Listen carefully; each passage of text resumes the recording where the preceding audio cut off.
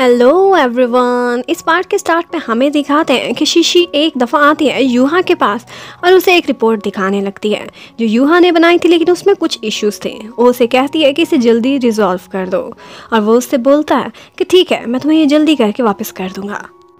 और फिर उसके बाद शीशी लैब में आती है और लैब में आकर वो देखती है कि गूचन उसकी केयर करने की खातिर वहाँ पर लैब की टेबल्स के कॉर्नर पर एक कवरिंग लगा रहा था ताकि कभी भी शीशी से हर्ट ना हो। आज वो उसे आकर पूछ ही लेती है कि तुम मेरे पीछे पीछे इतना क्यों चलते हो और क्यों मेरी केयर करते हो। आइंदा प्लीज़ ऐसे ना करना, क्योंकि मुझे इस तरह से स्पेशल फील कराना अच्छा नहीं लगता। उधर हमें सू चैंग को दिखाते हैं, उसके वही हैंड आउट्स जो अब वो काले कर बैठी थी, अब वो उसको दोबारा चाहिए थे, लेकिन शॉप्स पर कहीं भी नहीं मिल रहे थे। इतने में उसे डोंग की तरफ से मैसेज आता है कि मैं तुम्हारे लिए नोट्स अरेंज कर दूंगा। और फिर वो देखती है तो यूहा एक्चुअली उसके लिए वो नोट्स लेकर आया था और वो बोलता है कि ये मुझे डोंग ने दिए हैं तुम्हारे लिए। और फिर वहाँ से जाते जाते सू चैंग की अम्ब्रेला जो खराब थी वो उससे लेकर और अपनी उसे देकर चला जाता है। अब मेज़ा ये देखकर उसे काफ़ी छेड़ती है कि वो तुम्हारी बहुत केयर करता है। उधर हमें शीशी को दिखाते हैं, वो गूचन की अम्ब्रेला लिए अब जब अपनी लैब से बाहर निकल रही होती है तो गूचन भी आ जाता है और वो उसे अपने साथ अम्ब्रेला शेयर करने को कहती है। और यही तो गू की अब तक की सबसे बड़ी विश थी जो पूरी हो गई थी। सू चैंग अपने एग्जाम्स की तैयारी उन्हीं नोट्स की हेल्प से कर रही होती है, लेकिन उसमें एक पेपर था जो गीला हो गया था और उस पर जो क्वेश्चन सॉल्व था वो उनको नजर नहीं आ रहा था। अब वो दोबारा से डोंग को कॉल करती है और डोंग का फोन उस टाइम पर यूहा उठाता है। वो उसे ऑफर करता है कि डोंग तो अवेलेबल नहीं, मैं आकर तुम्हें वो क्वेश्चन समझा दूंगा। अब सू चैंग तो पहले इनकार कर देती है, लेकिन उसकी फ्रेंड्स उसकी बार बार मिन्नतें करती हैं कि प्लीज़ ये प्रॉब्लम हमें हर हाल में आना चाहिए। तो उनकी बार बार रिक्वेस्ट को देखकर सू चैंग उसके साथ मिलकर पढ़ने को रेडी हो जाती है। जबकि उधर शीशी को दिखाते हैं, वो जब अपनी बिल्डिंग तक पहुंचती है तो गू से कहती है कि अब तक मेरी लाइफ में बहुत से लड़के आए जो मेरे आगे पीछे फिरते हैं, लेकिन मैंने किसी को भाव नहीं दिया, तुम ऐसा क्यों कर रहे हो। लेकिन गू का कहना था मैं बाकी सबसे डिफरेंट हूँ और ये मैं तुम्हें प्रूफ भी करके दिखाऊंगा। लेकिन शीशी जवाब में काफ़ी रूड टॉक करके वहाँ से निकल जाती है। उधर यूहा लाइब्रेरी में बैठा सू चैंग को पढ़ा रहा होता है। वो बहुत प्यार से उसे एक एक क्वेश्चन समझाता है और उसकी पूरी पूरी हेल्प करता है। अब इस तरह से इकट्ठे पढ़ते उन्हें टाइम का अंदाज़ा ही नहीं होता और सारे लोग लाइब्रेरी से जा चुके थे, सिर्फ वही दोनों रह गए थे। अब यहाँ पढ़ते पढ़ते झटके आने लगते हैं और सू चैंग सो जाती है। सबसे इंटरेस्टिंग बात है कि उसे सोते में वही सपना आता है जब उसने ड्रंक होकर उसे किस कर ली थी। वो बार बार यही बोले जा रही थी क्या हमारी किस वाकई हुई है या ये सिर्फ एक सपना था। यूहा उसे जवाब देता है कि हाँ ये वाकई में हुई थी। लेकिन एक्चुअली ऐसा भी हुआ था कि सू चैंग खुद को उससे छुड़ाकर फिर अंदर चली जाती है।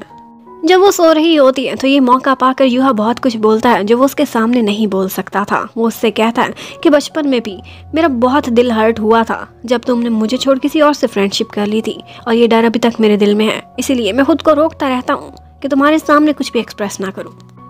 अब उसके बाद दिखाते हैं कि सू चैंग का एग्जाम स्टार्ट हो जाता है और जब वो क्वेश्चन पेपर देखती है तो उसे याद आता है कि यूहा ने उसकी काफ़ी अच्छी हेल्प की और यह वो आसानी से कर सकती है।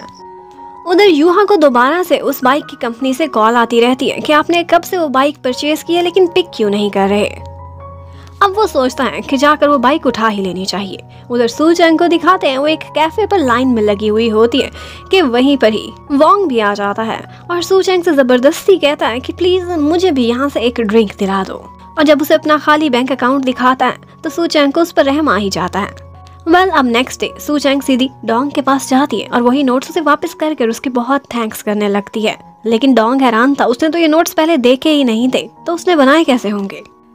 अब वो हैरान होती है और जाकर जब यूहा की टेबल पर देखती है तो वही बुक पड़ी हुई थी और उस बुक पर जो कुछ लिखा हुआ था सेम वही कॉपी कराकर उसने उसे नोट्स दे दिए थे।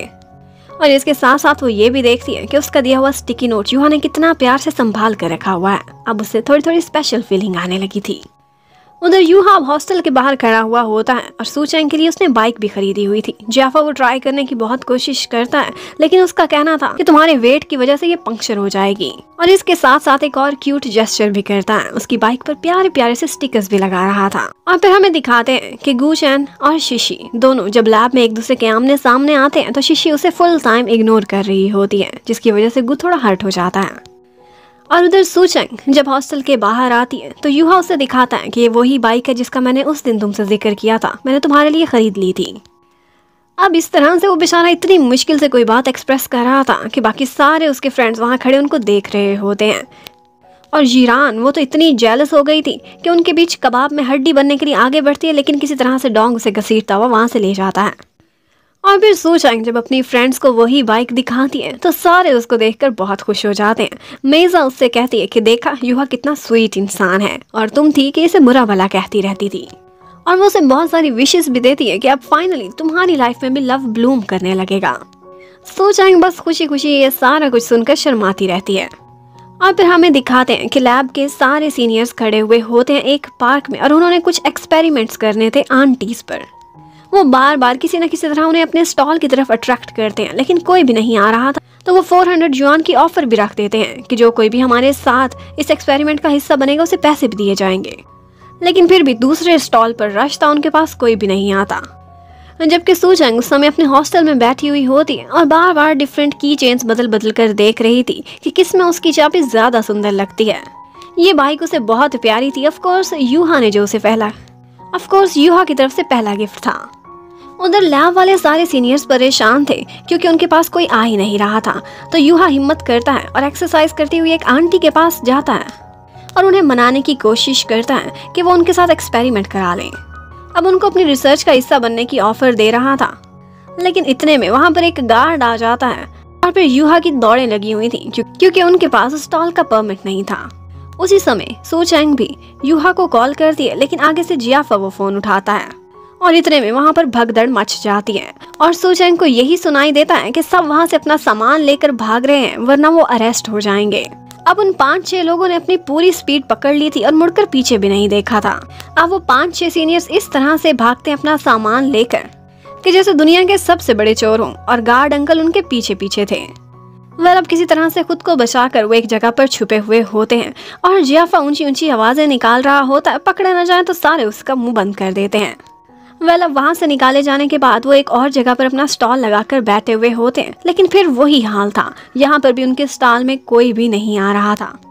वो परेशान थे कि अगर ऐसे ही चलता रहा तो हमारी रिसर्च कैसे आगे बढ़ेगी। इतने में सू चैंग भी वहां पर आ जाती है। अब वो उनकी हेल्प कैसे करेगी ये देखने के लिए stay connected. Thank you for watching. Bye bye.